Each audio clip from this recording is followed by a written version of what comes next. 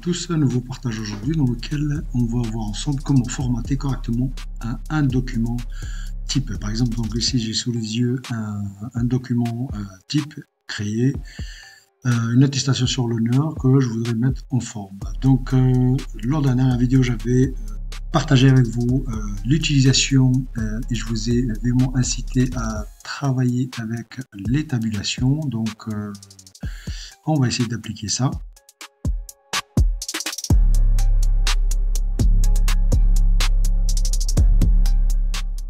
Donc, dans un premier temps, je vais afficher ici les marques de paragraphe. Très important, dès que j'ouvre mon Word, je clique ici et là je vois déjà qu'il y a des retours, ce qu'on appelle les retours de chariot, de contrôle-entrée, tout ça, pour avoir, on va dire, un espace en moins. Mais on va faire ça de façon beaucoup plus propre. Moi, ce que je vais faire, donc, je vais supprimer cela et je vais faire en sorte que ce soit chaque truc, ça soit un paragraphe, d'accord? Je vais détailler un peu plus mon propos. Hop, et voilà. Donc, en fait, ce qu'on voit là, ceci est un paragraphe. C'est-à-dire tout ce qu'il y a avant, c'est un paragraphe. Ça, c'est un paragraphe. Ça, c'est un paragraphe. Ça, c'est un paragraphe, etc., etc. Qu'à chaque fois, vous allez faire un entrée, par exemple, vous appuyez sur la touche entrée.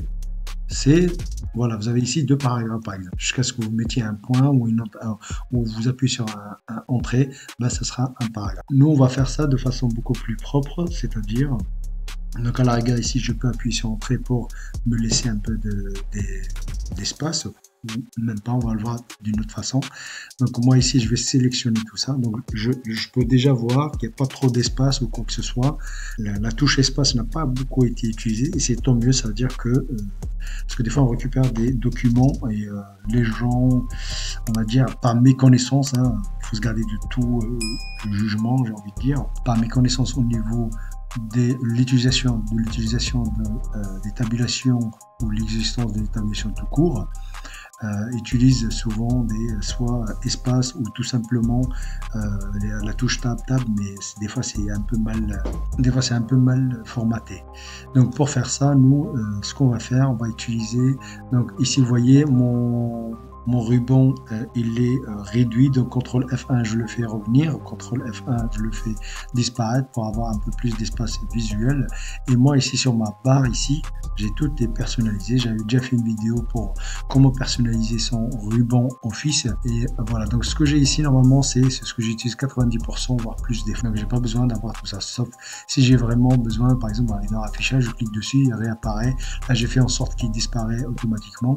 Donc voilà. Sinon au besoin, CTRL F1, il est là en permanence, CTRL F1, je le fais disparaître et au besoin, il réapparaît et repart dès que je me suis plié dessus. Donc nous, on va commencer par réduire, avoir le même résultat que tout à l'heure, mais en réduisant l'espace comme ceci, en utilisant l'espacement, l'interligne, tout ça. Ok, donc ici j'ai le petit raccourci interligne et espacement, je clique dessus et là, je vais supprimer les espaces après, d'accord? Et là, j'ai quasiment le même résultat que tout à l'heure.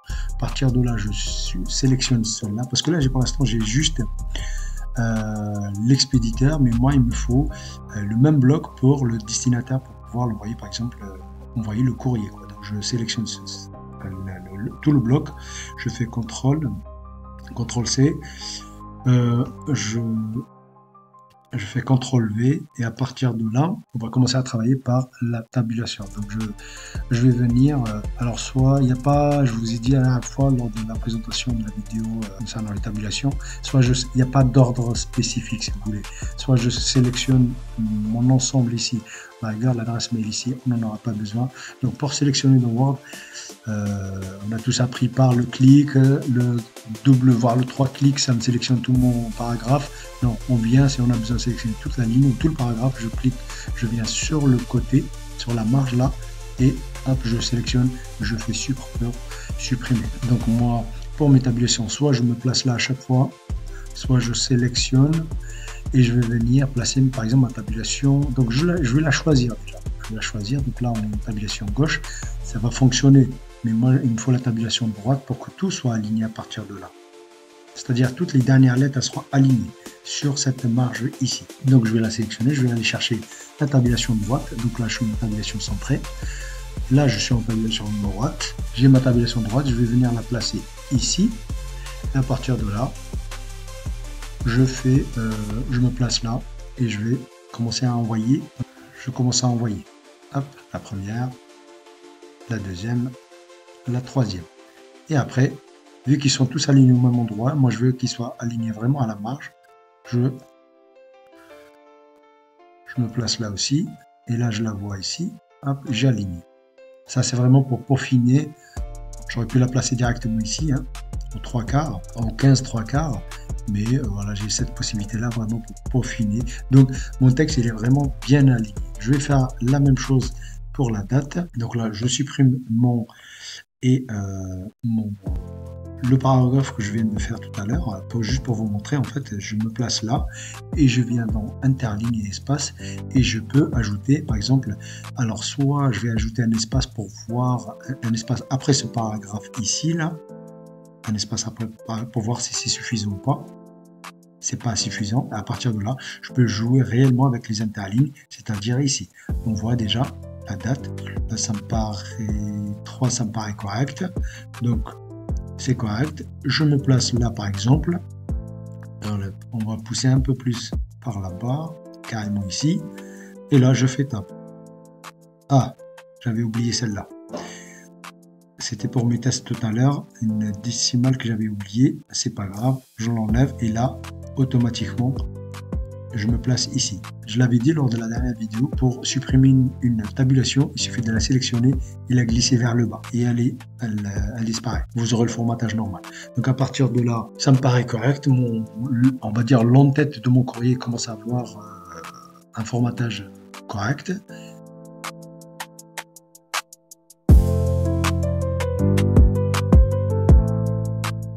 J'ai le clignotement ici, donc je suis sur le paragraphe et je vais faire la même chose. Donc je me place ici, je vais faire un espace.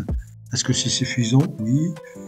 Pourquoi pas? Ça me paraît correct. Bon, on va mettre un 2. Allez, là c'est mieux. 2,5. 2,5 on est bien. 2,5 on est bien. On a l'objet qui est placé, donc là on n'a pas besoin. Et à chaque fois, vous pouvez vous placer sur le paragraphe et venir sur l'interligne et vous voyez ce qui a été appliqué. Donc soit vous rajoutez, vous enlevez, etc. etc. Voilà.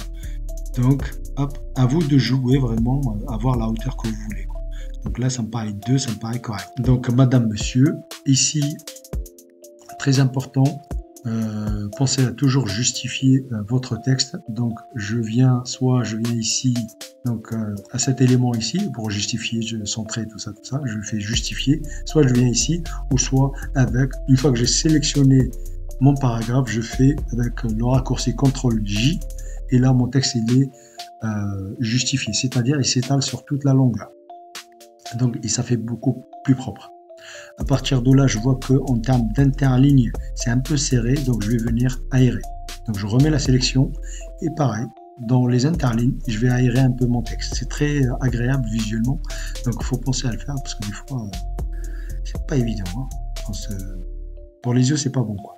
Donc voilà, là par défaut, il y a un interligne de 1, donc moi je regarde 1,5, 1,15, pardon, 1,5, 1,15 c'est correct, pourquoi pas, hein. Après tout dépend de qui va vous lire, hein. Si c'est une personne âgée, tout ça, pensez à elle, hein, pour ses yeux, qui commencent à fatiguer, mais en général un écart c'est pas mal déjà, hein, comme ça on arrive à lire correctement, mais voilà, vous voyez les différentes possibilités qu'on peut avoir. Bon, après pour un courrier,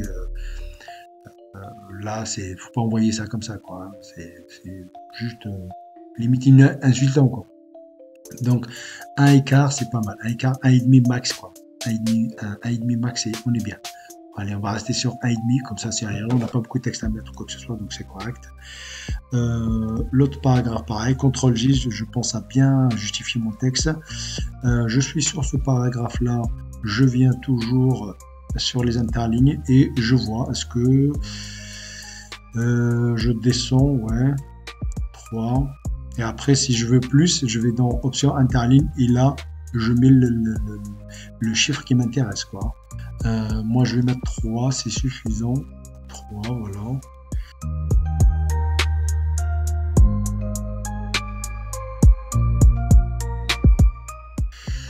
Et la signature, pareil. La signature, je vais venir la placer. Donc là, je suis en tabulation de droite. Je vais venir la placer ici. et je vais venir là coller comme tout à l'heure. Voilà, elle est alignée ici, la même chose. Donc j'ai le curseur qui clignote, je me place ici et je vois, hop là, pardon, donc pour moi je viens sur ce paragraphe là, pardon, et je la descends. D'accord, 3 c'est pas mal, donc on est bien. Comme ça éviterait d'avoir comment dire, à chaque fois d'avoir, donc là notre document il est plus que correct. Voilà, après bien sûr là au niveau de la police on est sur du 12, Time New Roman. Voilà, notre document commence à avoir vraiment de la gueule, j'ai envie de dire. Donc, et il n'y a pas trop de barre d'espace qui a été utilisée ou quoi que ce soit. Donc voilà, comment formater un texte correctement. Donc, vous avez le bloc ici expéditeur, le bloc destinataire pour faire un pliage à 3, hein, la feuille en pli à 3. Vous avez la fenêtre pour l'enveloppe ici en fait, hein, le bloc expéditeur. Et voilà, donc on a un document qui est plus que correct. Donc après, à vous de jouer vraiment avec tout ce qui est option interligne, tout ça, le rendre le plus agréable possible. On a vu aujourd'hui, on va dire, mise en application d'utilisation de tabulation. On a essentiellement travaillé avec la tabulation droite. Il n'y avait pas besoin pour ce formatage-là, parce qu'on n'a pas des chiffres ou quoi que ce soit, pour utiliser la décimale, mais je l'avais déjà expliqué lors de la vidéo de la présentation des tabulations.